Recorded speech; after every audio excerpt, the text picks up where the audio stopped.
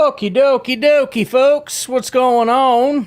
We're going to do a little Packernet After Dark. If you'd like to call into the show, the phone number here is 608-501-0718. New callers go directly to the front of the line.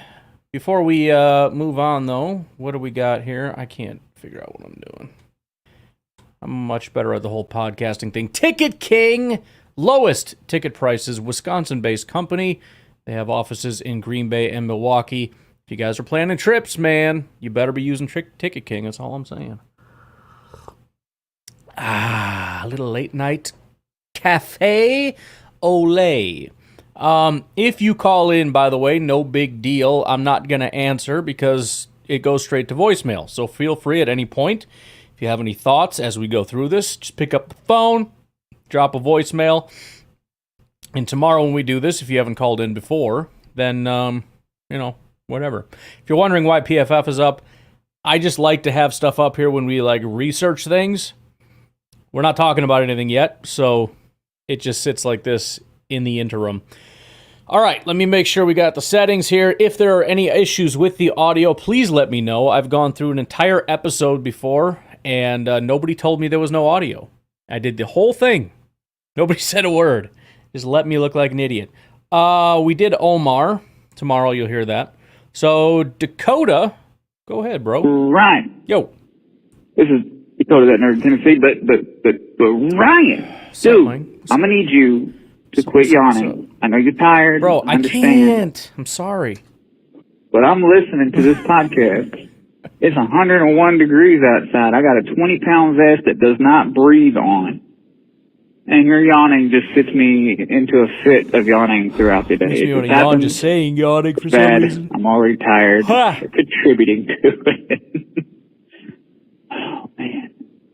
Anyway, I probably yawned 107 times today because I listened to your podcast. But, anyway. So, I heard you say that you had a bunch of folks, like Southerners that are, had never heard of a bride. And, that confused me, and then I started looking at, all the circumstances surrounding me, and, we got people stopped in the middle of the road. Am I going to have to stop and talk to y'all? Don't make me stop and talk to y'all. Please don't do that. Anyway, yeah, so, I forgot, yeah. So, we always cooked brats, at our house. No, we weren't big, my family's not Packers fans, or even the biggest football fans. I kind of became a Packers fan on my own. Ain't really nobody else major football fans. I got an uncle that's a Miami Dolphins fan. I got an uncle that's a Tennessee fan. And that's about it. Some of my family members watch college. My Meemaw used to. Anyway. So my Meemaw, was part German, part English. Okay. And my papa, her husband, was, he's the last name, Muller. So he's German. Oh. His parents were German. They were very Catholic Germans from Germany. Then he never got to teach me German because, circumstances. But anyway, we had brats a lot. We had brats at our house. That's a long story longer. We had brats. And I guess that counts as football talk. Anyway, y'all peace out. I think brats are definitely football talk, especially on a Packer show, that's for sure. Too old for this says, I had a veggie brat once, biggest regret of my life. That's what my wife lives on. She loves those things. They have Brat Fest, actually, in Wisconsin. If you're not in Wisconsin and you don't understand how serious the brats are, understand, oh my Lord, here we go. Megan won Jeopardy. I know, we got to get back on the Jeopardy train. I shouldn't even say we'll do it tomorrow because I make promises and then they don't happen, but yeah. Anyways, my wife, she digs those. Yeah, in Madison, they actually have Brat Fest. It's a whole brat festival. It's actually pretty delicious. You go up and, grab whatever. But they have veggie brats, and my wife being a vegetarian, that's what she likes. So we also, when we grill out, I'll make her some veggie brats and stuff so that she can actually enjoy. Because I do tons of smoking and grilling, and my wife is a vegetarian, so she doesn't partake very often. So that's a sad thing. It's not bad, though, being married to a vegetarian. I learned early on, because if you go out somewhere and she gets, let's say we get breakfast, she'll order like sausage, and I get extra sausage. I get all her meat, and if I have veggies, I just scoot it over to her side, so I don't have to send back a whole plate full of vegetables. And we both clean our plates and look like grown adults, like we actually know what the heck we're doing in this life. Steve, what's going on? Ryan, how's it going, man? Good. Hanging out my Friday, so I'm up late watching some old Packer games, and I figured that to give us all, or really you, something to do, I had a thought and I have a question for you, and I was wondering if you could figure out a reason, rationale, rhyme, whatever, for why this happened. So, 2010-11, Packers win the Super Bowl. Yeah. We have an amazing defense. The defense the year before wasn't super great, but it was solid. And the year before that, I think it was okay too. But the Super Bowl year, great defense, okay? I believe it ranked top 5 in the league in pretty much everything. Why is it that defense regressed so amazingly far? It got so bad. How did it get so bad that next year where, I mean, it didn't feel like we could stop anybody. If it wasn't for the fact that, Rodgers and the wide receivers were just unstoppable themselves, we would have just been dog meat in that year. So my question to you can you find a statistical reason or something to do with our coaching or players, whatever, why we suck so bad the 2011-12 season on defense? Only thing that I can think and remember back is that we lost Colin Jenkins, and I have a hard time thinking that Colin Jenkins was that important to the defense that it just all went so bad afterwards. So, yeah, that's my question for you. Just fill in some media time and give you phone calls to go with. So I'm going to go back to watching us beat up on the Kansas City Chiefs. Yeah. Take it easy, boys. We'll talk to y'all later. Bye. Oh, and ladies. I don't want to forget the ladies out there. So Brambo says Nick Collins injury. Professor Cake says Nick Collins. So obviously that's a big one. I've talked about it before. Every once in a while, there's just sort of a perfect storm. Chicago Bears 2018 was one of those where, the Bears were getting better under Fangio and then just an explosion of everything working out, and then it regressed after that. So I don't know if it has more to do with, why did they get so bad? It was just a question of how did everything go so right? If you look at B.J. Raji, which this looks pretty blasphemous, I'll be honest, I don't think I've ever looked at B.J. Raji's PFF. According to PFF, he was dog crap. This is not how I remember him at all. I had such fond memories of B.J. Raji. But essentially, he was terrible every year except 2010. It was like 50, 70, 40, 60, 40, 40. Sam Shields had a really good year 2010 and then regressed. He was kind of up and down. But again, it's just kind of spotty, and it landed on 2010. Clay Matthews was solid all the way through 2012 and then kind of fell off. Mike Neal had this random elite year, although it was just a couple games, but still, all these contributors. Tramon Williams, he only had 4 or 5 good years. That was one of his best years. In fact, it was his best year in 2010.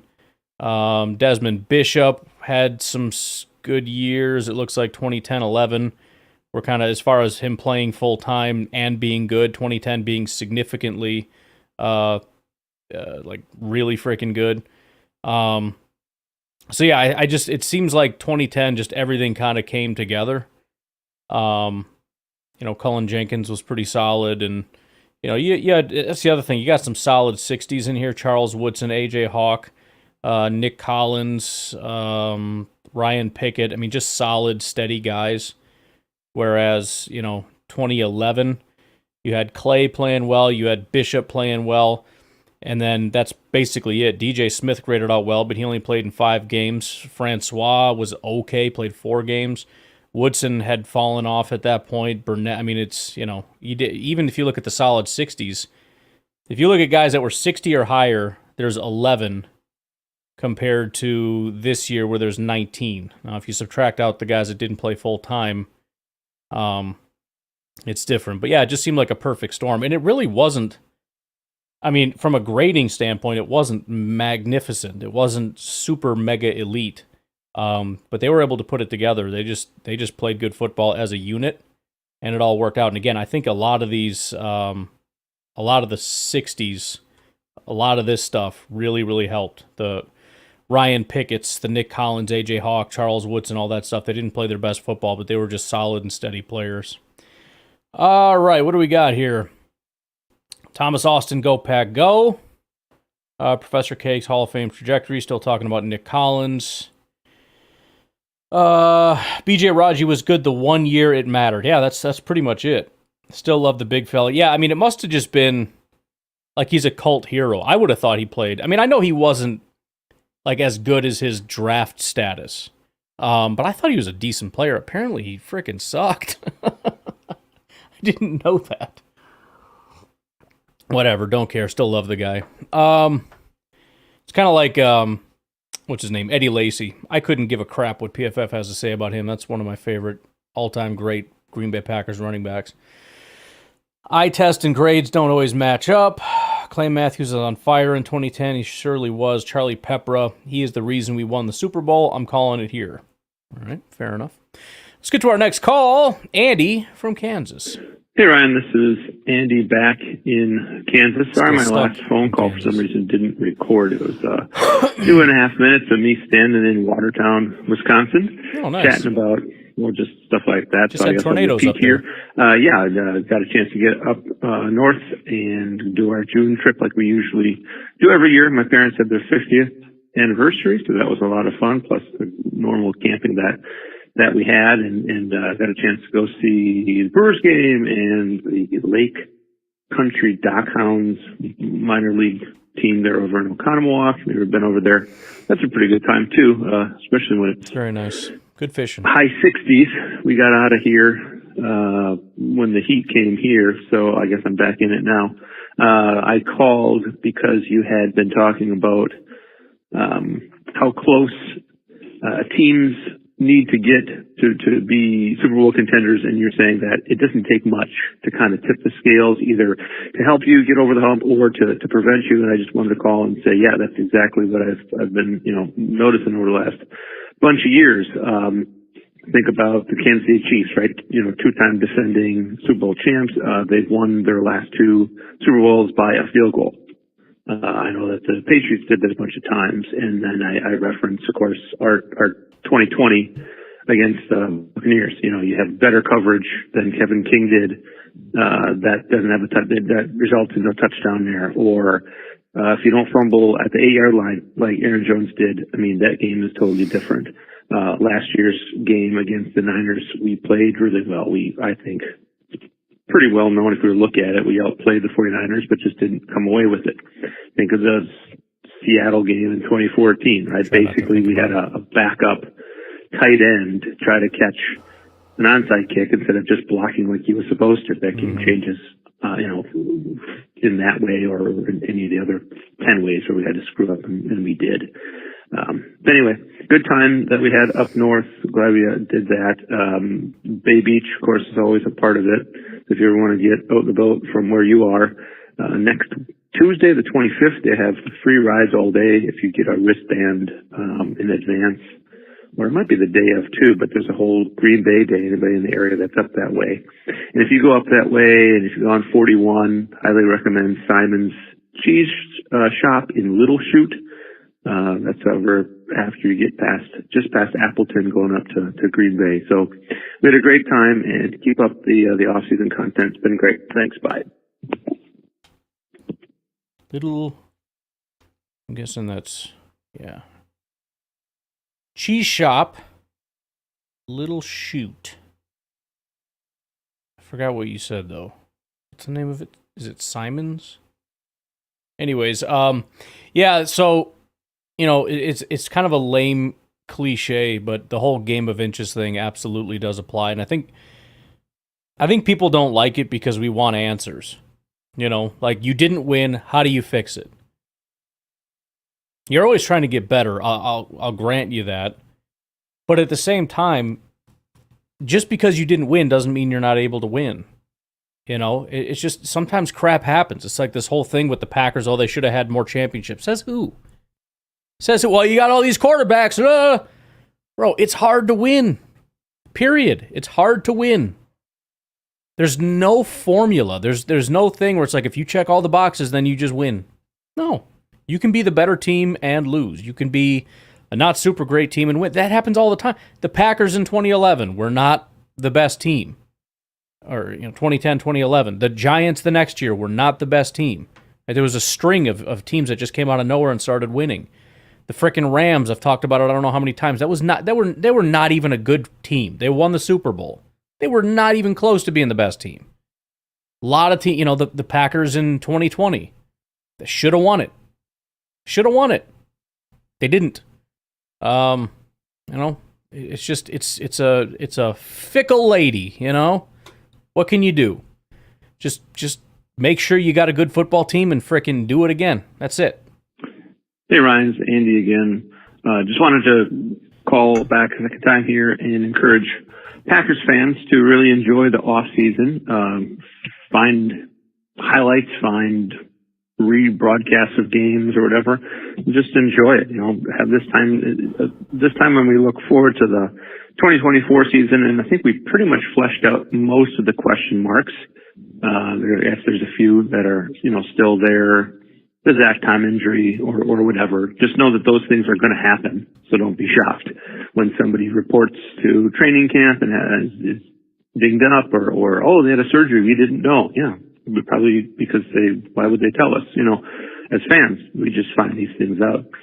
But instead of wondering about the future, which cannot be predicted, go back and enjoy some of the great games. I mentioned I was in Watertown, and the St. Vinny's once again came through.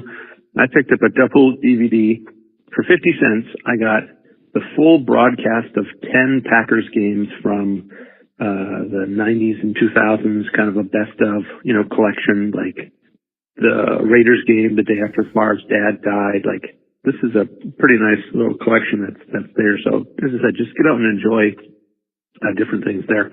A couple of movies, they're both maybe 10 years old or so.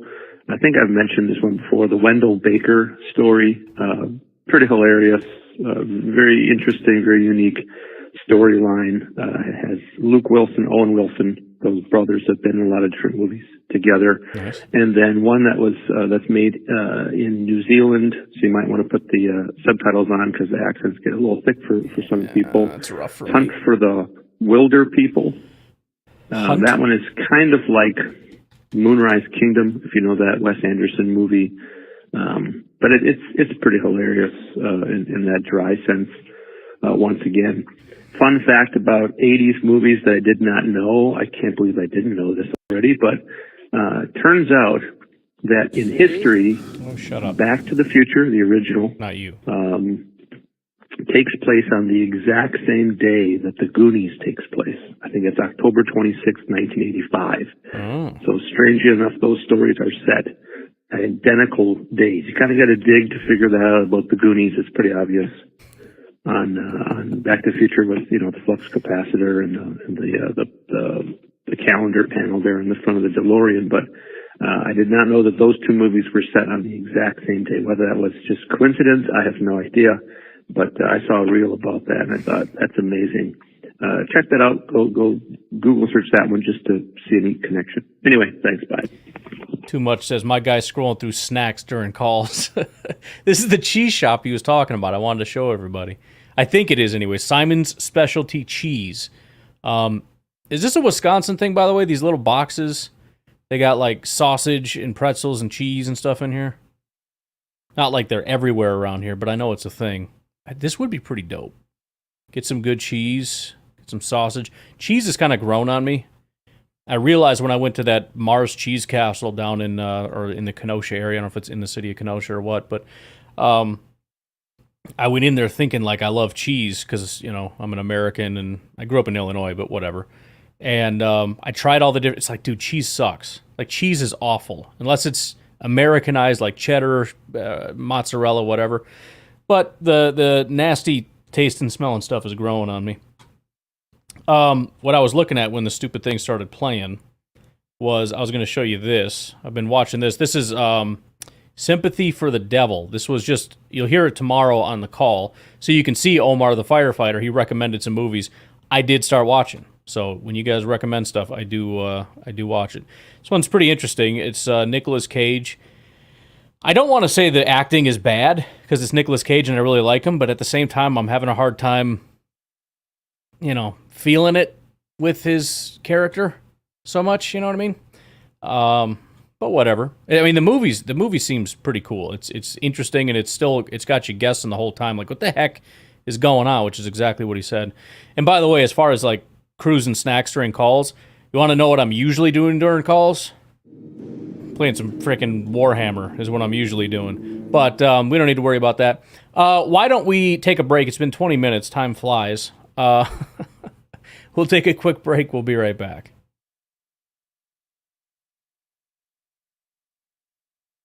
So, Brian, it's A.A. Ron calling from Eau Claire. This is you're going to think I'm crazy when I say this. Okay. But I was just listening to the discussion on brats. Yeah. And you were saying brats are 10 times better than a hot dog. Yes. I agree that they are absolutely, 100% better in terms of. Let me clarify. They're 10 times better than a traditional hot dog. They're like 1.3 times better than like a good Chicago style Vienna beef dog, because those are freaking amazing. But brats are they're amazing. Like Objectively better? Yes, brats are much better than hot dogs. They have much more, I think, they're a higher level food. However, you're going to think I'm crazy, but I would take a good hot dog over a brat any day. I'm not talking about just any hot dog. Like, I don't like cheap hot dogs, but in terms of like the all beef frank. That's what I'm saying. I don't know. I just like it better. I like the simplicity of it better. The texture of a brat, I don't know. It doesn't really sit with me very well. So, anyways, that's kind of an unpopular opinion, I guess, but especially in Wisconsin. But yeah, that's what I think. Secondly, I just wanted to think about over the last couple of years, the off season has been such a tumultuous thing, and there's been so much drama around the Packers the last couple off seasons, and this off season it's so interesting to just not feel that, to just feel like, things are pretty calm. There's a lot of reason for optimism. There's not a lot of drama. And it's kind of nice. Maybe down the road when Jordan Love gets older, that drama will come for him too. Well, I don't know, but right now, life of a Packers fan is pretty good. So, just trying to enjoy it. All right. Talk to you later. Yeah, I think it's been great. I mean, it's a little unfortunate because yesterday and tomorrow, you'll see, I've been talking a lot about non-Packers, right? Aaron Rodgers, not a Packer anymore. Talking about the Bears and their situation, talking about the Vikings and J.J. McCarthy, talking about David Bakhtiari. It's like, they're not Packers. So it is nice when like all the drama's in-house, because then you can talk about it and people don't say, oh, rent-free, we'll focus on the Packers. Because then you are focusing on the Packers.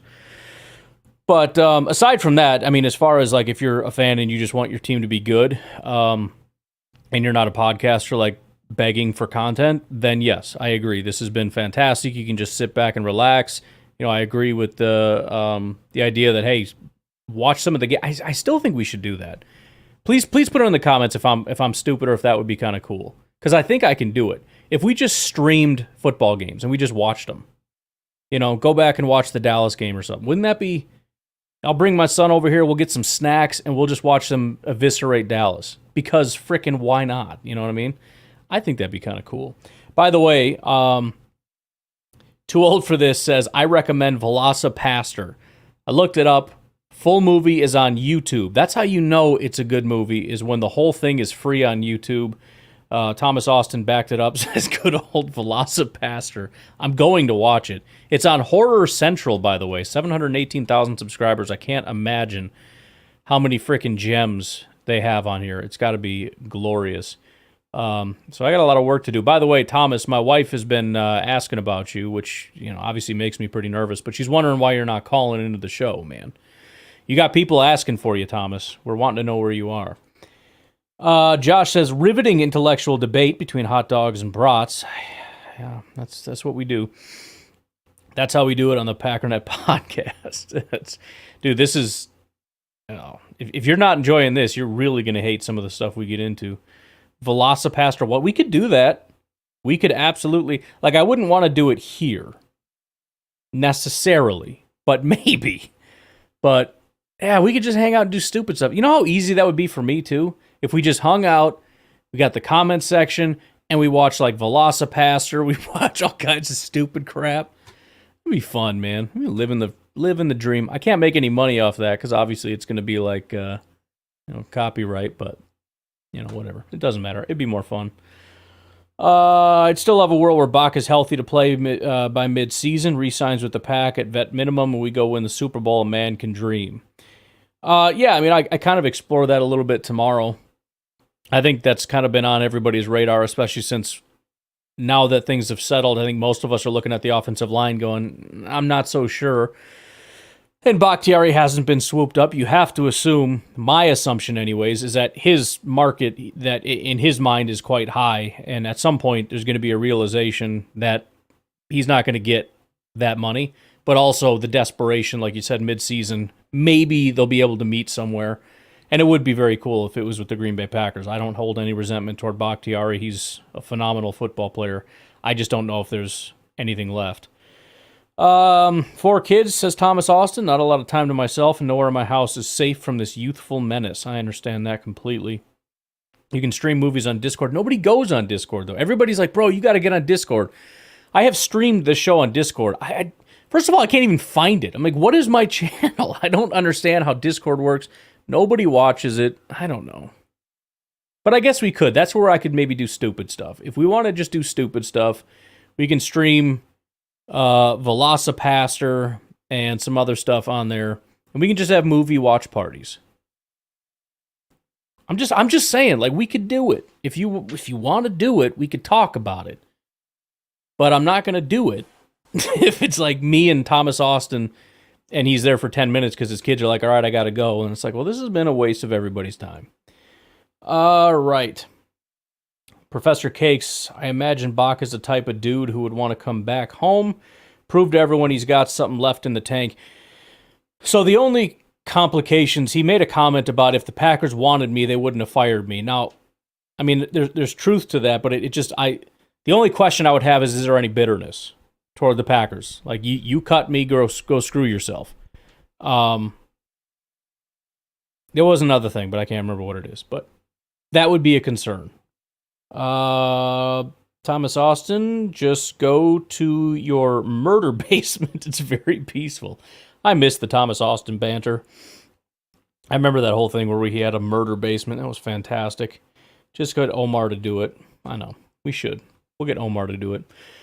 All right. Next caller, TJ from Alabama. Hey, Ryan, TJ from Alabama. Just listened to the pod. All of it pretty good. Just kind of doing nothing, waiting for real football to start again. Looking pretty forward to it. Great hearing from Pedro from Brazil. Yep. Kind of getting everybody fired up. 1265 fan. I always enjoy her calls, so thank you, 1265 fan. And 1265 fan was kind of talking about her, rookie that she's going to follow, yada, yada. And while I don't really follow a rookie because, hell, I follow them all. I obviously want them all to succeed, and anyone that wants to step up is all right with me. But Dontavian Wicks last year, just for no reason, kind of struck me as interesting. And this year, I don't know if it's just same draft round or whatever, but Evan Williams, not that I think he's going to be better than Javon Bullard or anything like that, but I think Evan Williams is going to have a real role on this team and is going to play some real minutes and won't necessarily start, but is definitely going to play a role. And by the end of the year, is going to be in that same Carl Brooksy, Dontavian Wicks type of role, as far as level, as far as, hey, really showing promise. At least that's what I hope.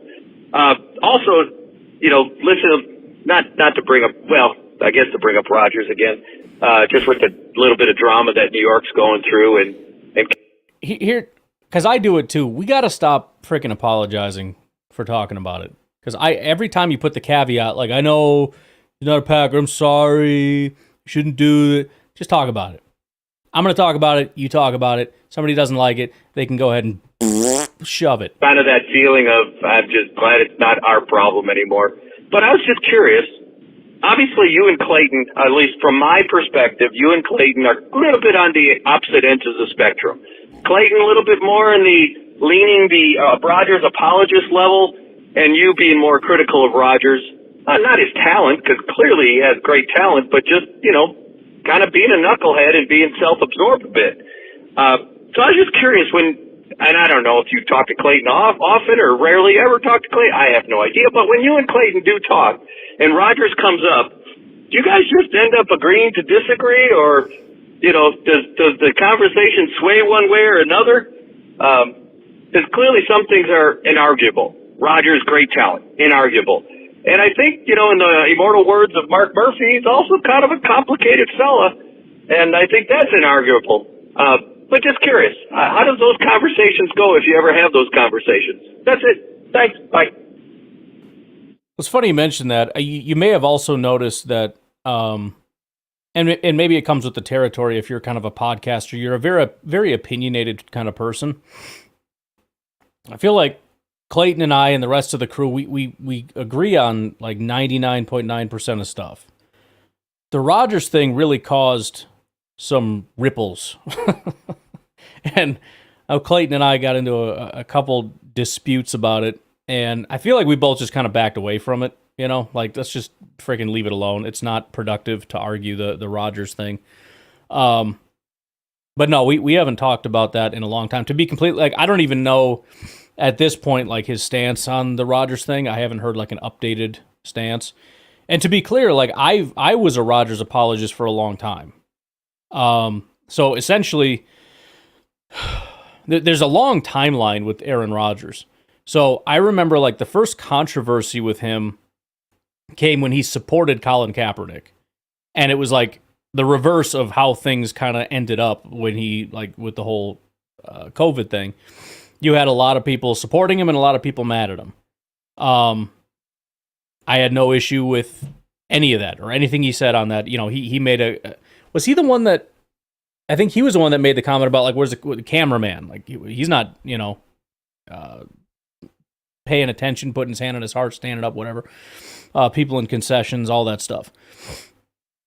So that was like the first thing that I remember anyways, where there was like a controversy and people made teams and all that.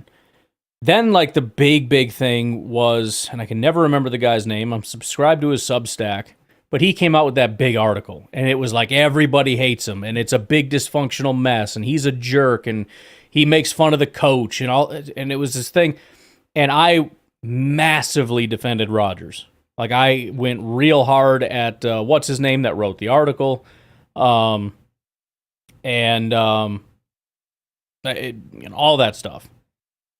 The COVID thing, I was very much on Rodgers' side because the whole thing was stupid. He has every right to do whatever he wants, and the idea that people are offended that he lied is fake. Nobody gets mad about lying, especially when he's bending the truth and he's doing it to prevent drama, which is what everybody accuses him of, is causing drama. It was such fake outrage, it was annoying. The thing that started to get me is when he really seemed to turn on the team. That's when I got annoyed. He seemed to be, and to be fair, it was the exact same thing with Brett Favre. I got to a point with Brett Favre where everything was about Brett Favre. He never showed up to camp anymore. He made the team wait until the last minute to tell him if he was coming back, and it just got to be too much. It's like, you know what? You're not here for the team. You're here for yourself. It's you got to go. And I was happy that he left, and I was rooting for Rodgers. I was one of the few people that wanted Rodgers instead of Brett Favre. Again, supporting Rodgers. It just got to a point where And again, with this whole thing where, the team doesn't treat people right, that's bullcrap. It's complete bullcrap. It's basically all he's saying is they didn't pay my friends what I feel like they should have paid. Then he throws his little temper tantrum. He says he wants to be traded to the 49ers. That blows up in his face. He does a whole holdout thing because he doesn't want to come back. He goes off and does his own thing, and then he forces Randall Cobb to come back, which obviously is not a team decision. It's him looking out for his friends. And it just got to a point where it's like, I can't do this anymore. Like, I'm off. I'm off the train. This is becoming too much. And I understand that there's like a whole political thing, and I understand like when I make a statement about it that it's like these two teams converge, and I'm not involved in that. This is strictly about the Green Bay Packers and my position on who's helping and who's hurting. And it just seemed like he checked out and he was not doing the right things for the team. And it got stupid with like the laughing at the idea that he would ever bond or do anything with these young players. It's like, that's stupid. That's nonsense. Why are we making this up? And then, of course, he goes to the other team and he bonds with the young players and they go out, do all this stuff. Anyways, that's when I got off the train. So the bottom line is me being sort of quote-unquote anti-Rodgers. We're talking about a sliver of history, and it's unfortunate because I wish that it didn't end this way. You wish for one of the most legendary Green Bay Packers of all time to ride off gloriously into the sunset with all of us just weeping. I wish it was the saddest day of my life. It was sad when Jordy left. It was sad when Clay left. I remember thinking, like, what are we going to do when all these legends leave? When Rodgers left, it was a relief, and that sucks. It sucks that it was a relief. I wish it wasn't a relief. And yes, it's stupid that some people are petty because he didn't get his frickin' shot, and so they hate him or whatever. That's stupid to me. But it just became the right decision. He has to go. And it does suck. And there's still some, like, I don't know. I feel like there's not a resolution. And I don't know why necessarily it feels like there's not a resolution, but he's still with the Jets, and he's still doing that stuff. And there's still some talk about whether he's doing the right thing or the wrong thing, or whether he's going to go make the Jets better and we're going to be worse for it. I wish I could just say, you know what, I hope you have the most success possible, with the exception of winning a Super Bowl, because that's for us, but I want the best for you. But I can't, because I don't want him to be rewarded for his behavior. I don't want him to have great success for making stupid decisions, especially since the Jets made nothing but stupid decisions. They don't deserve anything good. Rodgers is not putting in work. He's going on vacation in Europe when he's supposed to be at a mandatory mini camp. This team doesn't deserve anything. He doesn't deserve anything. I mean, not like this. Not like this. So I can't root for him. I want his career to end so that we can reset. And then at that point it's over. And then I can just say, you know what? He was a legend. I want him to come back, retire a Packer, the whole thing. But it's just freaking lingering, and it's annoying. And I wish he would have just retired. I don't even know what your question was, but that is Tyler Dunn. Yes, that's his name. That is sort of the timeline of me just going from Rodgers is the man. He's everything. He's the greatest Packer we've ever had. To I'm over it. I'm over it. Do we even take our second break yet? Let's take our second break. I want to rip through some of these comments, and then we'll see where we're at and do some calls, et cetera, et cetera. We'll be right back.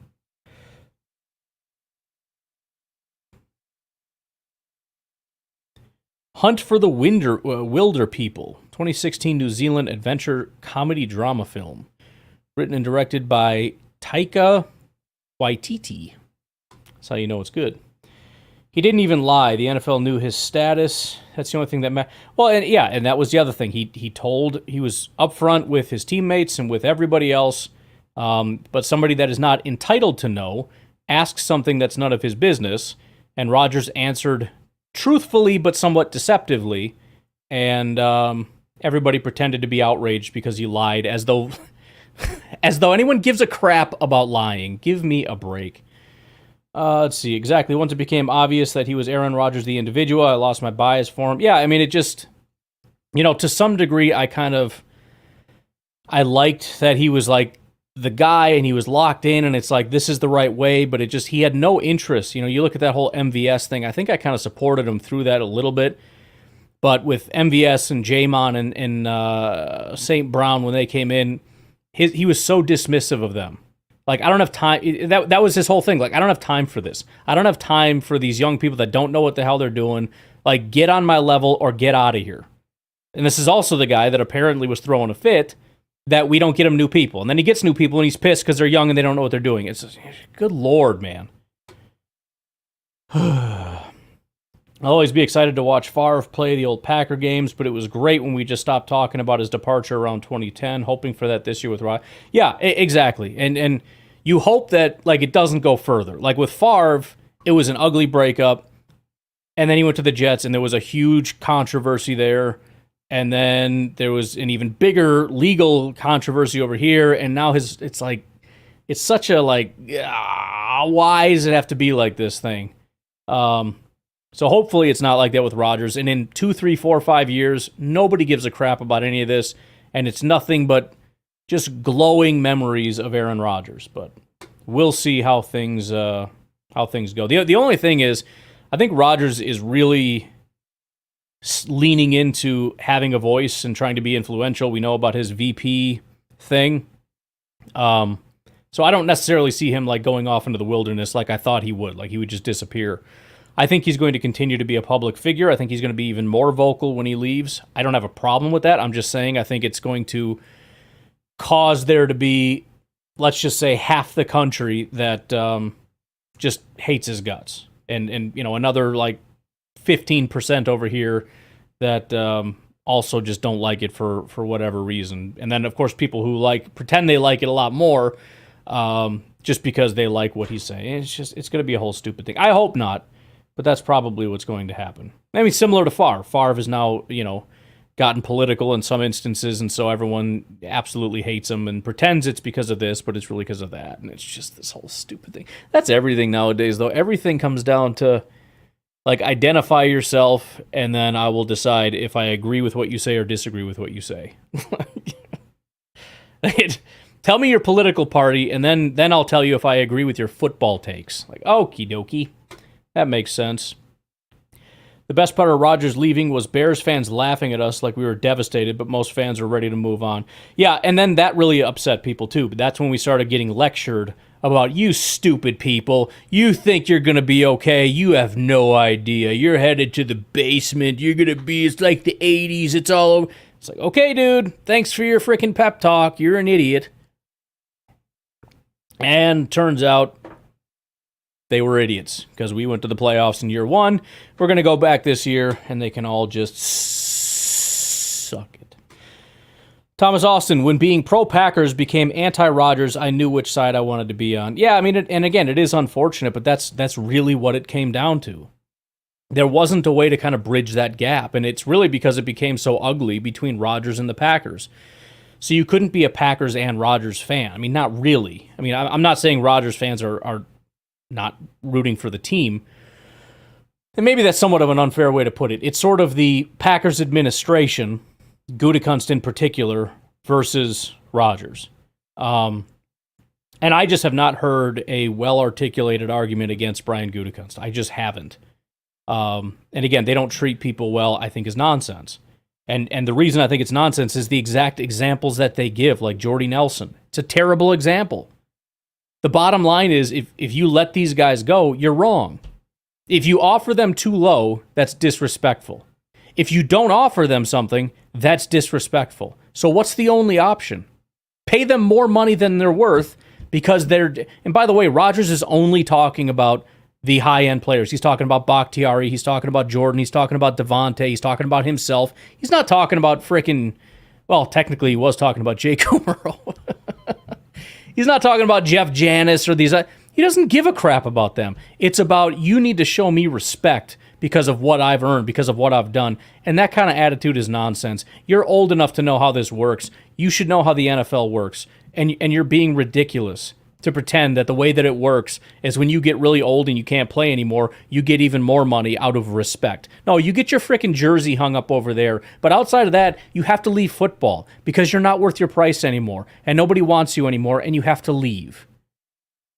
So Jordy left. He went on, and It was not very good. And Jennings left, and he went on, and he was not. These guys go somewhere for like a year or two. We find out the Packers are right, which they almost are in every instance. Very rarely does somebody go on to have a great career.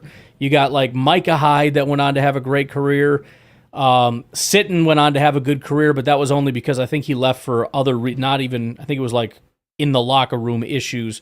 Most of the time, even Mike Daniels, I was shocked we move on from Mike Daniels. He didn't do jack squat after he left.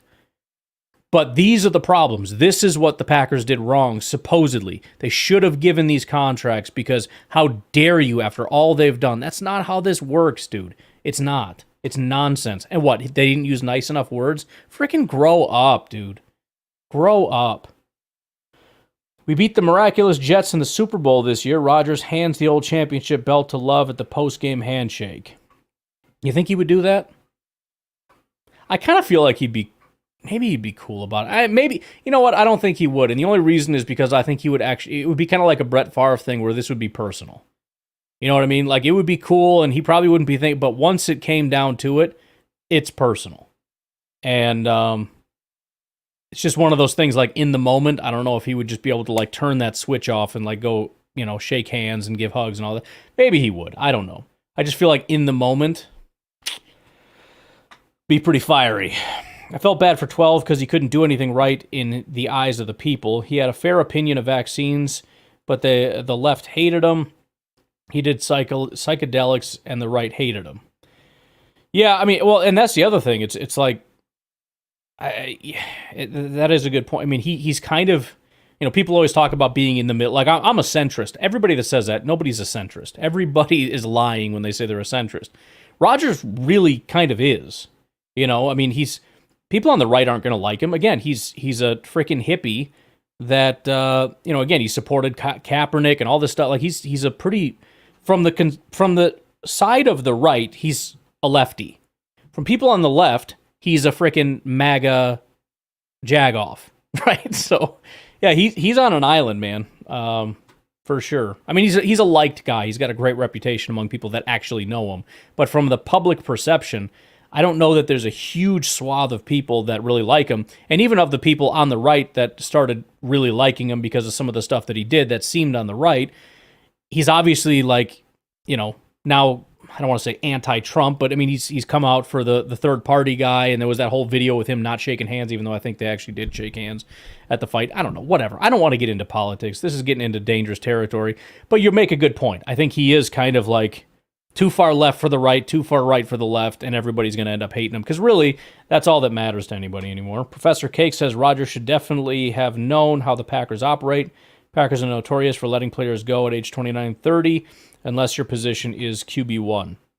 Yeah, I mean, and everybody does that. It's not just the Packers, and that's the thing. It's like, well, the Packers are uniquely awful. No, they're not. Everybody lets people go.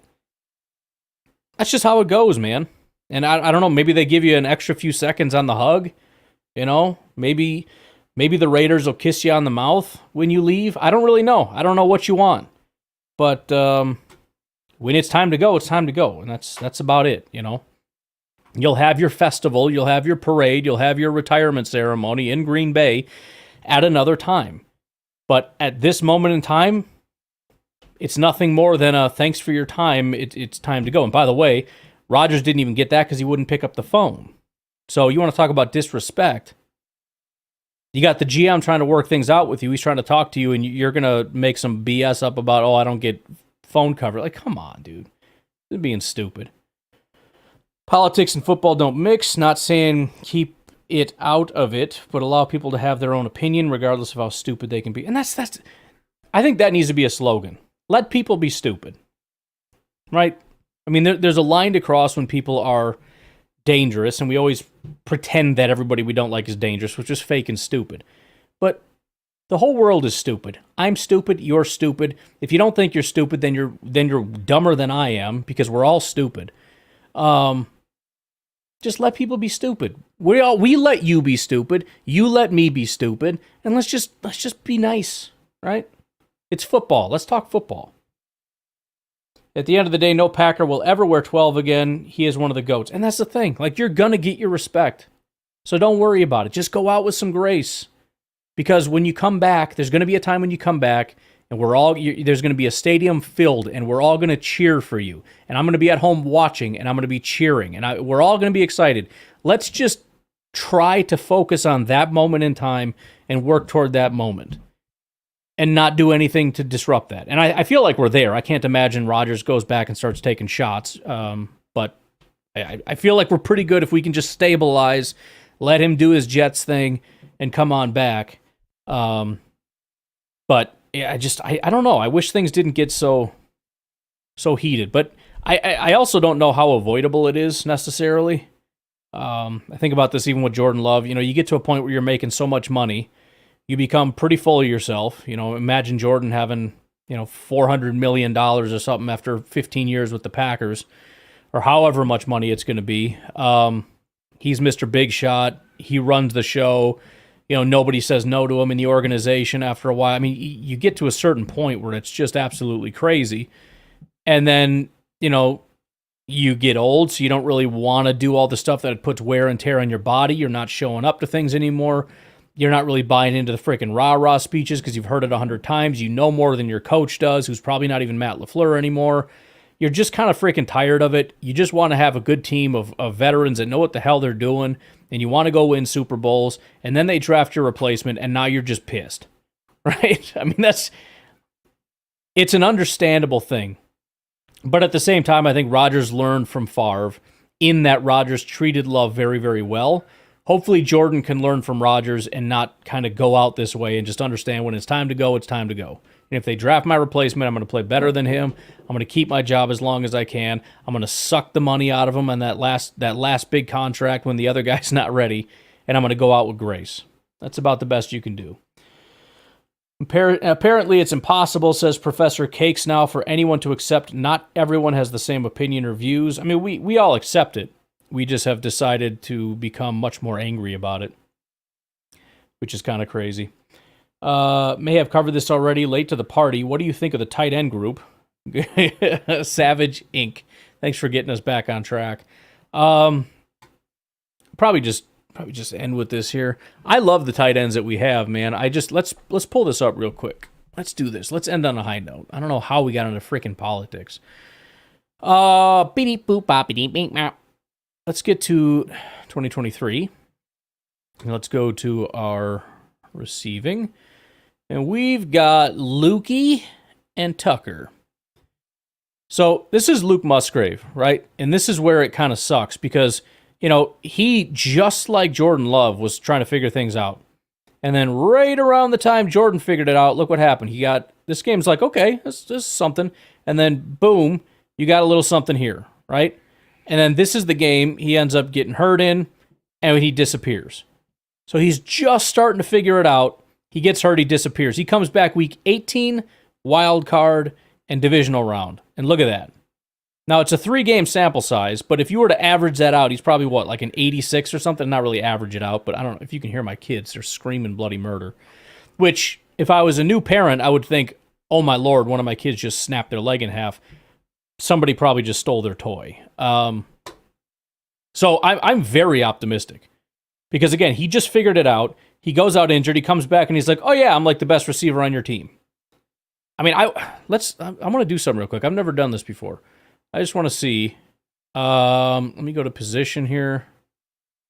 Let's go to all the receivers. Let's do Green Bay Packers, and I just want to look at those. I want to see if he was, again, small sample size, but I want to know if he was our best receiver in that stretch. There you go. Luke Musgrave and Romeo Doubs. Those two guys absolutely tore it up. I did mention Romeo, but he was our best receiver, Luke Musgrave. Comes back from injury, and this is what he does after injury. 91.2 PFF grade, 91.9 receiving grade, 7 targets, 6 receptions, 66 yards, and a touchdown. Am I excited about Luke Musgrave? I am excited about Luke Musgrave. That's some good content. And then it was similar with Tucker, right? Didn't play very much, kind of looked like crap all the way through here. Like, this is pretty rough. And then we lose Luke, right? So this is when he kind of steps in, gives him about 3 games, and then look, boom, boom, boom. This is even better than, this garbage. And then boom, he kind of struggled in the postseason, but again, promising. And then you put Luke on the field at the same time, kind of figure out how to use him a little bit better. Yeah, I'm excited about these guys. Let's do this real quick. Let's do week 13 through the end. The last 2 games will hurt them, but let's just do it. Week 13, deep doop dop bang bop. Where is he? Tucker, almost a 70 receiving grade through that. So he had a pretty good stretch, especially when you factor in, if you look at how he started, this is dog crap right here. But you give him a half a season, and plus, again, you take Musgrave out, I think he can be a solid player. But Luke is the guy you got to watch out for. If you're talking about I'll be honest. Now that I'm thinking about it, this is maybe the most underrated weapon in Green Bay. We've been talking about this wide receiver. This is content for the podcast. I promise you. As soon as I record tomorrow, this is what we're talking about. We talk about who's the wide receiver 1. Is it Wicks? Is it Dobbs? Is it Reed? Is it Watson? You can make a good case for probably all 4. What about this freaking guy? I'm just saying, again, comes back from injury, and in those 3 games, having been down and out, he was gone since week 11, he was our number 1 receiving option. Week 18 against Chicago, the wild card, and the divisional round against San Francisco. Something to think about. Andy says multiple young, cheap, talented tight ends. Yep. Whoa, Savage. We're talking about how much we hate others' opinions. Keep your football talk out of here. Tight end, wide receiver, very similar. So much potential. Agreed. I think Luke has sky-high potential. I mean, Luke, to me, is, and I've said this before, he kind of reminds me of Christian Watson in that I just wish we could just string it together. Just show me this window here for a season. That's what I always think that with Christian, and it's like, takes him a while to get revved up, then he blows up, then he gets injured, and it's like, freaking frack. We have to get both Watson and Musgrave, who can stretch the field. That'd be fantastic, man. You get those 2 guys. You got one guy beaming down the sideline. You got another guy going up the seam. You got Reed coming across. You got Wicks running his out route. Just, The only thing holding back the potential of our tight ends is the potential of our wide receivers.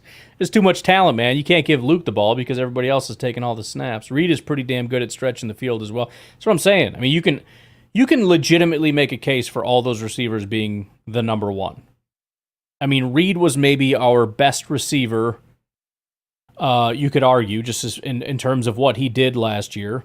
Wicks seems to be like the best route runner. Dobbs was our number 1 receiver last year, and Watson, I think, is the most gifted athletically receiver who has clearly the highest ceiling.